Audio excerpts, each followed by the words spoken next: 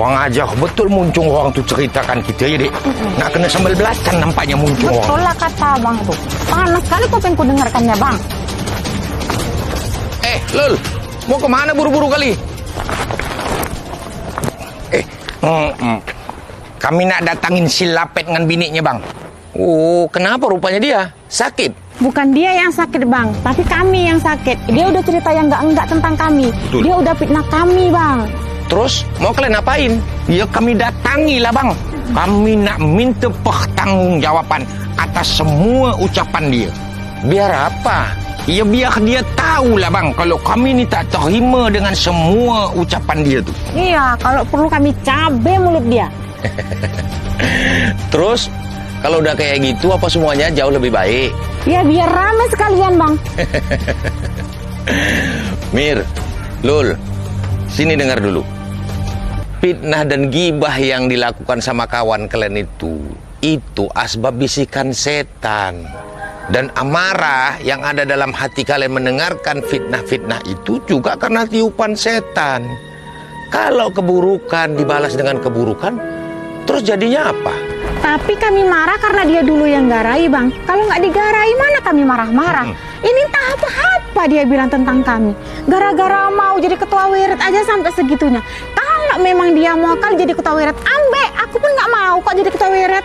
Kalau kayak gitu, ngapain pula kalian marah? Ya malulah kami bang. Entah apa-apa kami diburukkannya. Semua orang kampung ni dengar. Iya, padahal kurang baik apa lagi lah kami sama dia. Mau pinjam uang pun kita kasih. Sampai sekarang utang nggak dibayar pun nggak kami tagih. Tapi nggak tahu terima kasih kali dia. Malah jelek-jelekkannya kami. Memangnya apa yang dibilangnya itu betul rupanya? Ya enggak lah bang, makanya kami marah.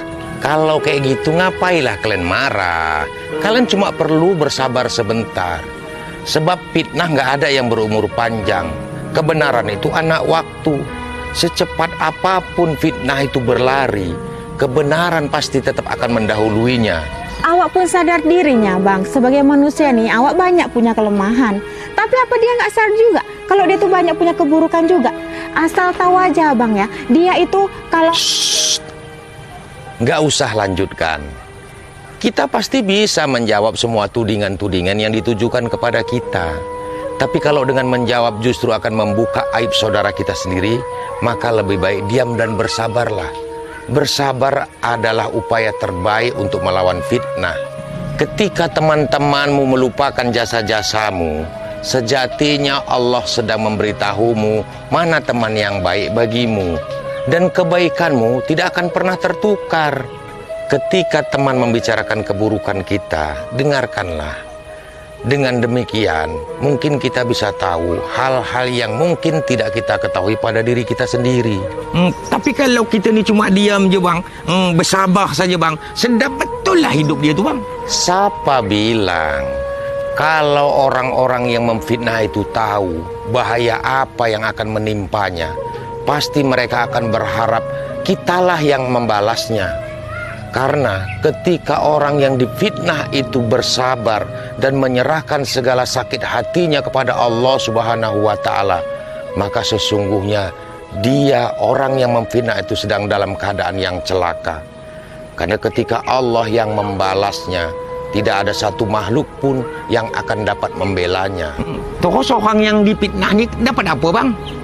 Tidak ada kesabaran yang tidak berbalas surga Lul.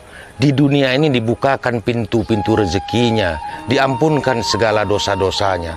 Sejatinya orang yang memfitnah kita sedang mentransfer segala amal ibadahnya kepada kita.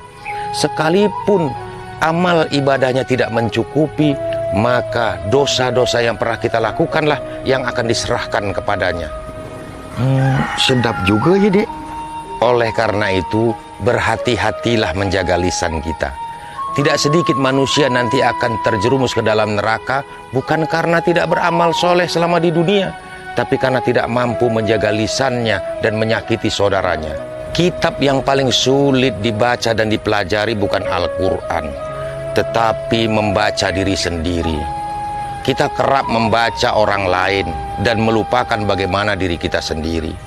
Melihat noda di pakaian orang itu jauh lebih mudah daripada melihat robek pada pakaian kita sendiri. Dengan menghinakan orang tidak membuat kita menjadi mulia. Dengan merendahkan orang tidak akan membuat kita menjadi tinggi.